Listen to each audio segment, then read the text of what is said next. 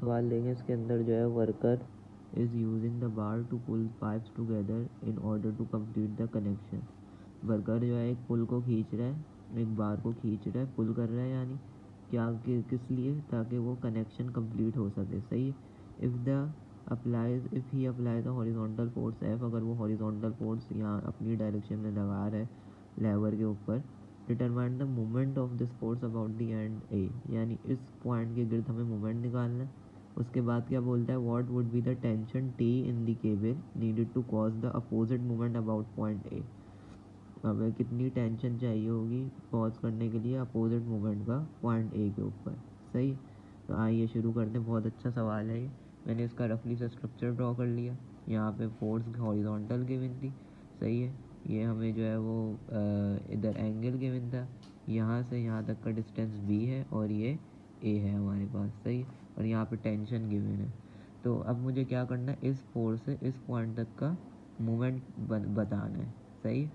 मैं क्या करूँगा, इस फोर्स से परपेंडिकुलर डिस्टेंस फाइंड कर लूँगा। सही है।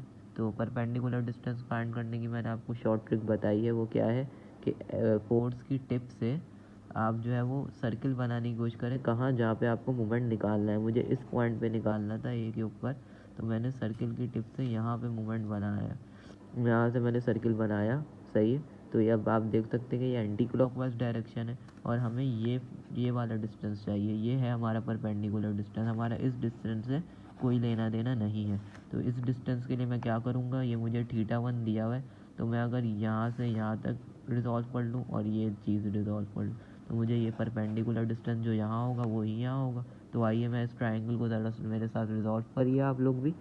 मैंने इसको रिजॉल्व किया तो ये θ1 था। सही है।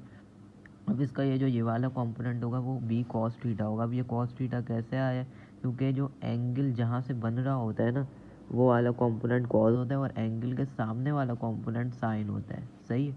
तो एंगल कहाँ से बन रहा है, यहाँ से बन रहा है, तो इसलिए बी कॉस थीटा होगा। उसके बाद ये ए जो है ये हमें डायरेक्ट मिल जाएगा। सही है। तो ए, ये पर डिस्टेंस कितना हो गया, A plus B cos theta, A plus B cos theta into F. और मैंने आपको बताया कि टिप से मैंने जो सर्किल बनाया है वो एंटी क्लॉकवाइज है, तो इसलिए मेरे पास जो मोमेंट आएगा वो F A plus B cos θ1 equal to 0। तो ये एक पार्ट तो हो गया। उसके बाद उसने क्या बोला हुआ था हमें, सवाल को ज़रा दोबारा देखिए। What would be the tension, tension क्या होगी इस केबल के अंदर जो अपोजिट मूवमेंट लगा है, यानी यहाँ से अपोजिट मूवमेंट लगा है इस जगह से। तो हमें वो कैसे मिलेगी, अगर हम यहाँ से जाएं तो मैं अब इसको रिजॉल्व करूँ फोर्स को। सही है। तो मुझे इस फोर्स से यहाँ तक का मूवमेंट चाहिए। सही है। तो मैं क्या करूँगा, इसको पहले रिजॉल्व कर लूँगा। रिजॉल्व मैं किस तरह किया, मैंने ये देखें ये बना लिया यहाँ पर। अब ये मेरे पास जो थीटा था, सही है, तो अकॉर्डिंग टू जेड ये वाला भी थीटा हो जाएगा। ये θ1 हमारे पास आ गया। सही है। मैंने ये जेड थ्योरम लगाया यहाँ पर, ये वाला θ1 है तो ये भी θ1 होगा ए के लिए। और ये फोर्स है हमारे पास, तो एक उसका एक मैंने एक्स कंपोनेंट बना लिया और एक वाई कंपोनेंट बना लिया। तो जो एक्स कंपोनेंट है ये वाला, ये बनाएगा मूवमेंट एस से। सही है। क्योंकि फोर्स की टिप से हमने सर्किल बनाना है मूवमेंट के पॉइंट तक, तो मुझे ये वाला डिस्टेंस चाहिए कॉस के साथ। सही। कॉस के साथ ये वाला जो डिस्टेंस है ए का, वो कौन सा वाला होगा, ए कॉस थीटा। ए कॉस थीटा कैसे होगा, क्योंकि ये वाला देखें एंगल के साथ वाली साइड क्या होती है, कॉस थीटा। और अगर ये चाहिए होगा तो ये हमारे पास होगा ए साइन थीटा। सही है।